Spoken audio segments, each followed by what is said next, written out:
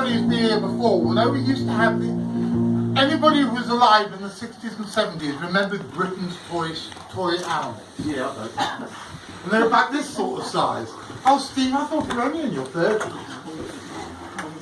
What's happened to the music? Christ on a bike. You've done them all then. There's a boy hanging, come on. You want some more music? Yes! Oh, okay. Keep the music up while I'm being pretentious. So what do you need? Jesus Christ. Portentous. Shall we try it? Portentous, pretentious, and any other entrance you want to do. Pretentious as well, That's better. I can't function without my pretentiousness. However, the Britain's plastic zoo animals were this size. They stopped making them. They're collectible. They cost 12 quid each on eBay. So, are my awardees this year going to get one now? They've got a very small plastic balloon, super glue, to a film canister filled with sand and painted gold. Karina, can you, my dates are really playing me out. So can you give me the first one? Who do we have? The nominees are This is for the most pretentious speech on a weird weekend. I'm closest to. By telling one of them that the other one is up for an award. So can they somehow manage to make sure that the other person is in the room? Andy, I lied to you. Amy, I forgot to tell you that Andy was getting an award because you both are. You have been looking after me for ages. You're the only person who gives me diabetic chocolate things that don't make me ill. Without you, without my dear Nursey and my dear Druid, I think I would have gone stark, staring bloody mad. And basically, without you two, it would not have happened. And the chance of there ever being another one would have gone out the window. Andy, Amy, come here. Go on, Andy, come on.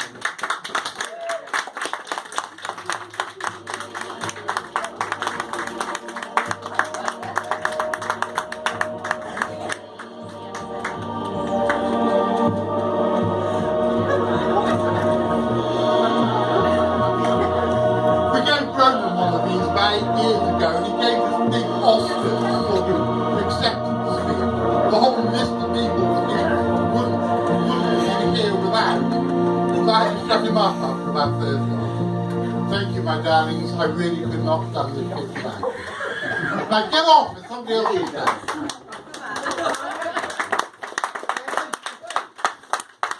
Somebody else I've been lying to all evening. The best assistant I've ever had.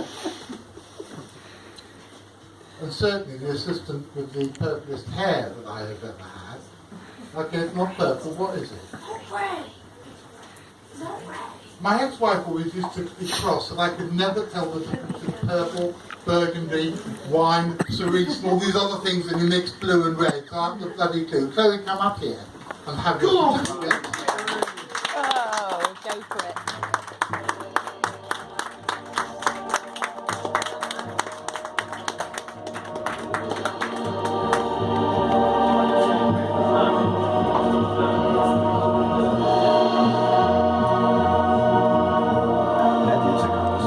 You know what, Jeannie, I'm very proud of you. You didn't put even the slightest regret on it.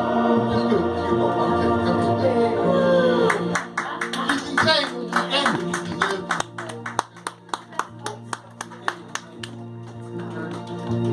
You made me £100,000 to put up with my crap jokes. You even let me play you shitty old music like this. Gee.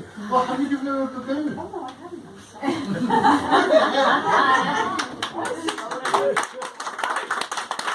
And now, just in case it looks like this is a wider family, what's the word? Extravaganza. A wider family extravaganza. Stephen, if it wasn't for you, we wouldn't be here. If you hadn't turned up at my house and got... Blame me, this is not Not you! I'm not talking about you. For God's sake. Bloody, oh God, you can't get the guests either. Mr. Ryder, come here. This man turned up at my house once to talk about UFOs, got completely shit-faced, didn't get home until 4 o'clock the next morning, and it was him who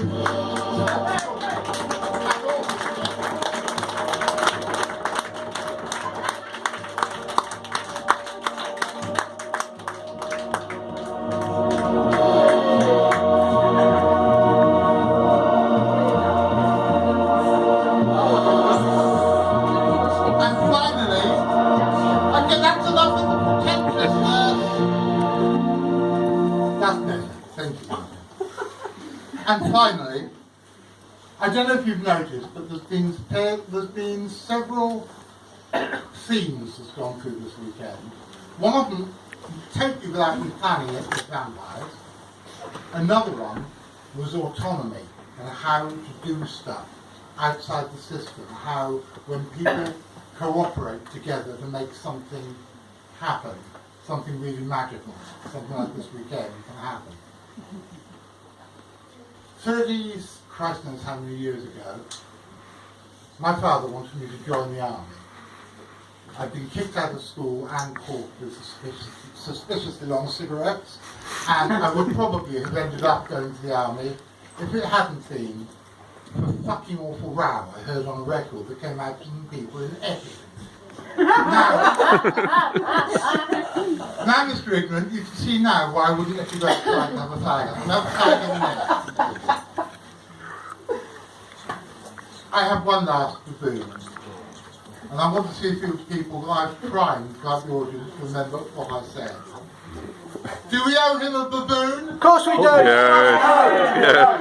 No! Steve, come here, dear boy.